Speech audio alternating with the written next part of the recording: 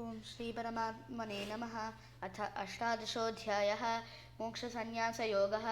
अर्जुन उवाच संन्यासस्य महाबाहो तत्त्वमिच्छामि वेदितुं त्यागस्य च हृषीकेश पृथक् केशिनिषूदन। श्रीभगवानुवाच काम्यानां कर्मणां न्यासं संन्यासं कवयो विदुः सर्वकर्मफलत्यागं प्राहुस्त्यागं विचक्षणाः। त्याज्यं दोषवदित्येके कर्म प्राहुर्मनीषिणः यज्ञदानतपः कर्म न त्याज्यमिति चापरे निश्चयं शृणु मे तत्र त्यागे भरतसत्तम त्यागो हि पुरुषव्याघ्र त्रिविधः सम्प्रकीर्तितः यज्ञदानतपः कर्म न त्याज्यं कार्यमेव तत् यज्ञो दानं तपश्चैव पावनानि मनीषिणाम् एतान्यपि तु कर्माणि सङ्गं त्यक्त्वा फलानि च कर्तव्यानीति मे पार्थ निश्चितं मतमुत्तमं नियतस्य तु संन्यासः कर्मणो नोपपद्यते मोहात् तस्य परित्यागः तामसः परिकीर्तितः दुःखमित्येव यत्कर्म कायक्लेशभयात् त्यजेत् स कृत्वा राजसं त्यागं नैव त्यागफलं लभेत् कार्यमित्येव यत्कर्म नियतं क्रियते अर्जुन सङ्गं त्यक्त्वा फलं चैव सत्यागः सात्विको मतः न द्वेष्ट्य कुशलं कर्म कुशलेनानुषज्यते त्यागी सत्त्वसमाविष्टः मेधावी छिन्नसंशयः न हि देहभृता शक्यं त्यक्तुं कर्माण्यशेषतः यस्तु कर्मफलत्यागी सत्यागीत्यभिधीयते अनिष्टमिष्टं मिश्रं च त्रिविधं कर्मणः फलं भवत्यप्यायिनां प्रेत्य न तु सन्न्यासिनां क्वचित् पञ्चैतानि महाबाहो कारणानि निबोध मे साङ्ख्ये कृतान्ते प्रोक्तानि सिद्धये सर्वकर्मणाम् अधिष्ठानं तथा कर्ता करणं च पृथग्विधं विविधाश्च पृथक् चेष्टाः दैवं चैवात्र पञ्चमं शरीरवाङ्मनोभिर्यत् कर्म प्रारभते नरः न्याय्यं वा विपरीतं वा पञ्चैते तस्य हेतवः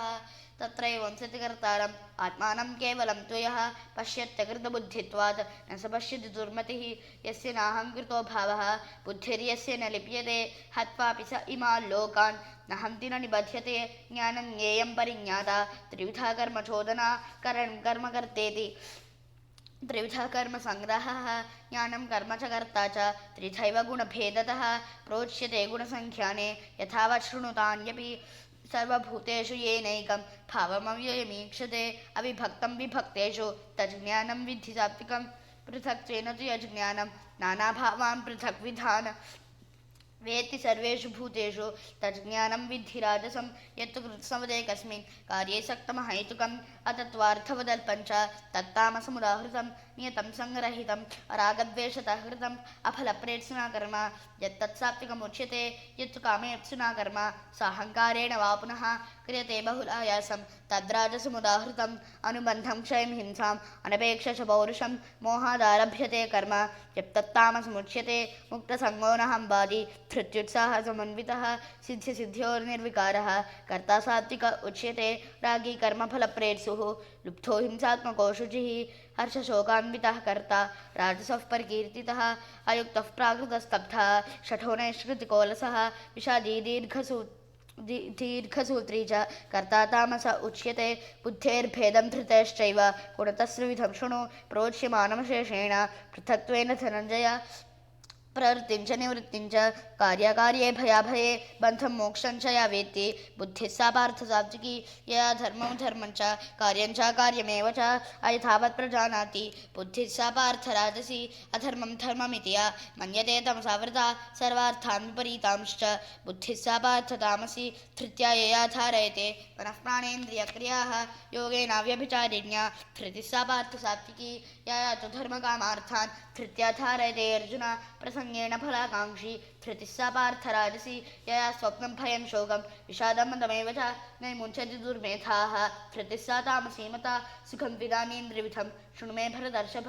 अभ्यासाद्रमते यत्र दुःखान्तं च निगच्छति यत्तदग्रे विषमिव परिणामे मृतोपमं तत्सुखं सात्विकं प्रोक्तम् आत्मबुद्धिप्रसादितं विषयेन्द्रियसंयोगात् यत्तदग्रे मृतोपमं परिणामे विषमिव तत्सुखं राजसं स्मृतम्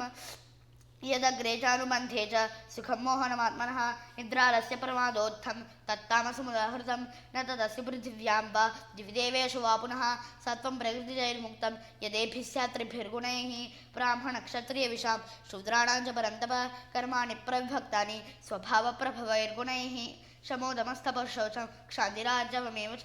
ज्ञानं विज्ञानमास्तिक्यं ब्रह्मकर्मस्वभावजं शौर्यं तेजोधृतिर्दाक्ष्यं युद्धे चाप्यपलायनं दानमेश्वरभावश्च क्षात्रं कर्म स्वभावजं कृषिगौरक्ष्यवाणिज्यं वैश्वकर्मस्वभावजं परिचर्यात्मकं कर्म शूद्रस्यापि स्वभावजं स्वे स्वे कर्मण्यभिरतः संसिद्धिं लभते नरः स्वकर्मण्यसिद्धिं यथा विन्दति दर्शनो यतः प्रवृत्तिर्भूतानां येन सर्वमिदं ततं स्वकर्मणातमभ्यर्च्य सिद्धिं विन्दति मानवः श्रेयान् स्वधर्मो विगुणः परधर्मात् स्वनुष्ठितात् स्वभावनियतं कर्म कुर्वन्नाप्नोति किल्बिषं सहजं कर्म कौन्तेय सदोषमपि न त्यजेत् सर्वारम्भा हि दोषेण धूमेनाग्निर्वावृताः असक्तबुद्धिः सर्वत्र जितात्मा विगतस्पृहः नैष्कर्म्यसिद्धिं परमां सन्न्यासेनाधिगच्छति सिद्धिं प्राप्तो यथा ब्रह्म तथाप्नोति निबोध मे समासेनैव कौन्तेय निष्ठा ज्ञानस्य परा बुद्ध्या विशुद्धया युक्तः धृत्यात्मानं नियम्य च शब्दादीन् विषयान् त्यक्त्वा रागद्वेषौ युधस्य च विविक्तसेवी लघ्वाशी यतवाक्कायमानसः ध्यानयोगपरो नित्यं वैराग्यं समुपाश्रितः अहंकारं बलं दर्पं कामं क्रोधं परिग्रहं विमुच्य निर्ममः शान्तः ब्रह्मभूयाय कल्पते ब्रह्मभूतः प्रसन्नात्मा न शोचति न काङ्क्षति समस्तर्वेषु भूतेषु मद्भक्तिं लभते परां भक्त्या मामभिजानाति यावान्यष्टास्मि तत्त्वतः ततो मां तत्त्वतो ज्ञात्वा विशते तदनन्तरं सर्वकर्माण्यपि सदा कुर्वाणो मद्व्यपाश्रयः मत्प्रसादादवाप्नोति शाश्वतं पदमव्ययं चेतसा सर्वकर्माणि वैसन्यस्य मत्परः बुद्धियोगमुपाश्रित्य मच्चित्तस्तततं भव मच्चित्तस्तर्वदुर्गाणि मत्प्रसादात् तरिष्यसि अथ चेत्त्वमहङ्कारात् न श्रोष्यसि विनङ्क्ष्यसि यदहङ्कारमाश्रित्य न योत्स्य इति मन्यसे मिथ्येष व्यवसायस्ते प्रकृतिस्त्वां नियोक्ष्यति स्वभावजेन कौन्तेय निबद्धस्वेन कर्मणा कर्तुं नेच्छसि यन्मोहात् करिष्यस्य वशोऽपि तत् ईश्वरः सर्वभूतानां हृद्देशेऽर्जुन तिष्ठति भ्रामयन् सर्वभूतानि यन्त्रारूढानि मायया तमेव शरणं गच्छ सर्वभावेन भारत तत्र सादात्परां शान्तिं स्थानं प्राप्स्य शाश्वतम् इति ते ज्ञानमाख्यातं गुह्याद्गुह्यतरं मया विमृश्यैतदशेषेण यथेच्छसि तथा कुरु सर्वगुह्यतमं भूयः शृणु मे परमं वचः इष्टोऽस्मि मे दृढमिति ततो वक्ष्यामि ते हितं मन्मना भव मद्भक्तः मद्याजी मां नमस्कुरु मामे वैश्य सत्यं ते प्रजाने प्रियोऽसि मे सर्वधर्मान् परित्यज्य मामेकं शरणं व्रज अहं त्वा सर्वपापेभ्यः मोक्षयिष्यामि मा शुचः इदं तेना तपस्काय न भक्ताय कदाचन न सा शुश्रूषवे वाच्यं न च मां योऽभ्यसूयति य इमं परमं गुह्यं मद्भक्तेष्वभिधास्यति भक्तिं मयि परां कृत्वा मामेव इष्यते संशयः न च तस्मान् मनुष्येषु कश्चिन्मे पुरीकृतमः भविता न च मे तस्मात् अन्यः प्रियतरो भुवि अध्येष्यते च य इमं धर्म्यं संवादमावयोः ज्ञानयज्ञेन तेनाहम् इष्टस्यामिति मे मतिः श्रद्धावानं सूयश्च शृणुयादपि नरः सोऽपि मुक्तशुभः लोकान् प्राप्नुयात् पुण्यकर्मणां कच्चिदेतच्छ्रुतं पार्थ त्वयैकाग्रेण चेतसा कच्चिदज्ञानसम्मोहः प्रणष्टस्ते धनञ्जय अर्जुन उवाच नष्टो मोहस्मृतिर्लब्धा तत्प्रसादान्मयाच्युत स्थितोऽस्मि गतसन्देहः करिष्ये वचनं तव सञ्जय उवाच इत्यहं वासुदेवस्य पार्थस्य च महात्मनः संवादमिमं श्रौषम् अद्भुतं रोमहर्षणं व्यासप्रसादात् श्रुतवान् इमं गुह्यतमं परं योगं योगेश्वरात् कृष्णात् साक्षात् कथयत स्वयं राजन् संस्मृत्य संवादमिममद्भुतं केशवार्जुनयोः पुण्यं हृष्यामि च मुहुर्मुहुः तच्च संस्मृत्य रूपमत्यद्भुतं हरेः विस्मयो मे महान् राजन् हृष्यामि च पुनः पुनः यत्र योगेश्वरः कृष्णः यत्र पार्थो धनुर्धरः तत्र श्रीर्विजयो भूतिः ध्रुवानीतिर्मतिर्मम ॐ तत्सदिति श्रीमन्महाभारते षट्साहस्रिकायां संहितायां वैयासिक्यां श्रीमद्भीष्मपर्वणि श्रीमद्भगवद्गीतासु उपनिषत्सु ब्रह्मविद्यायां योगशास्त्रे श्रीकृष्णार्जुनसंवादे मोक्षसंन्यासयोगो नाम 18 श्रीकृष्णार्पणमस्तु। ॐ तत्सत्।